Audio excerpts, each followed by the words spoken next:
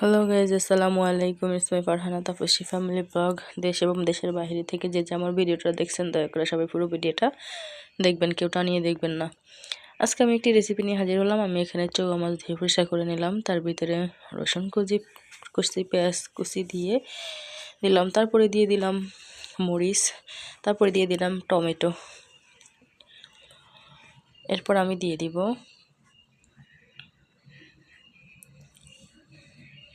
লবণ।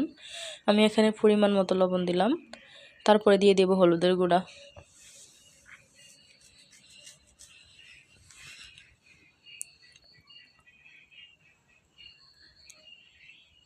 চৌগা মাছ রাঁধতে বেশি একটা জিনিস লাগে না, আমি অল্প কিছু উপকরণ দিয়ে এটাকে মেখে নেব। তারপরে দিয়ে দিলাম অল্প পরিমাণ মরিচের গুঁড়া, তারপরে দিয়ে দিলাম তেল দিয়ে আমি এটাকে এখন ভালো করে মেখে নেব।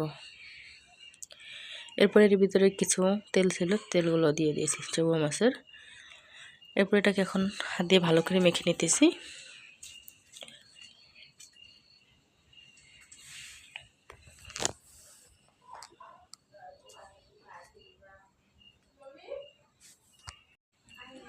এরপর আমি এটা চুলায় বসিয়ে দিলাম।